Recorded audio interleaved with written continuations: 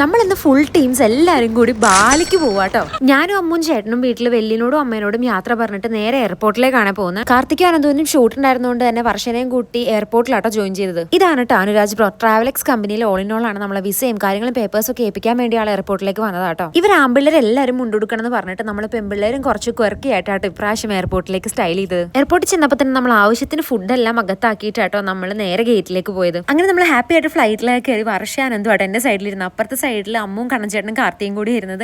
ഞങ്ങൾ നല്ല ഹാപ്പി ആയിട്ട് നല്ല അടിപൊളി സൺറൈസും എല്ലാം കണ്ടിട്ട് നേരെ നമ്മൾ കോലാലംപൂർ എയർപോർട്ടിലെത്തി. ഫ്ലൈറ്റ് ഡിലേ ആയതുകൊണ്ട് തന്നെ നമ്മൾ ജീവനും പിടിച്ചുകൊണ്ട് ഓടിയിട്ട് കേട്ടോ ഗേറ്റിലെത്തി നമുക്ക് ബാലിക്കുള്ള ഫ്ലൈറ്റ് കിട്ടിയത്. ഫ്ലൈറ്റ് ടേക്ക് ഓഫ് ചെയ്തതും നല്ല അടിപൊളിയായിട്ടുള്ള സീനറി എല്ലാം കണ്ടുകൊണ്ടാട്ടോ നമ്മൾ ബാലിക്ക് പോയത്. അവിടെ എത്തിക്കഴിഞ്ഞപ്പോഴത്തേക്കും വേറൊരു ലോകത്തെത്തിയ മതിയായിരുന്നു. ഞങ്ങൾ ഭയങ്കരമായിട്ട് എല്ലാവരും കൂടി എൻജോയ് ചെയ്തു.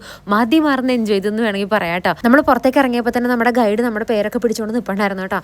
ആളുടെ കൂടെ നമ്മൾ വണ്ടിയിലേക്ക് കയറുന്നതിന് മുന്നേ ആയിട്ട് നമുക്ക് നല്ല അടിപൊളി സ്വീകരണമൊക്കെ ഉണ്ടായിരുന്നു. അതെല്ലാം കഴിഞ്ഞ് നമുക്ക് നല്ലൊരു ചില്ലായിട്ടുള്ള ഒരു മാംഗോ ഷേക്കും തന്നിട്ട് വണ്ടിയിൽ കുറച്ച് മലയാളം പാട്ടെല്ലാം വെച്ച് നമ്മൾ വൈബ് ചെയ്ത് നേരെ പോയത് എസ്തറ്റിക്കലി പ്ലീസിംഗ് ആയിട്ടുള്ള ബ്യൂട്ടിഫുൾ ആയിട്ടുള്ള ഒരു റെസ്റ്റോറൻറ്റിലേക്കായിരുന്നു കേട്ടോ. അവിടെ നമ്മൾ നാസി ഗോറങ്ങും കുറച്ച് ബാലി ഒത്തൻറ്റിക് ആയിട്ടുള്ള ഫുഡൊക്കെ ട്രൈ ചെയ്തിട്ട് നമ്മൾ നേരെ ഹോട്ടലിലേക്ക് പോന്നു.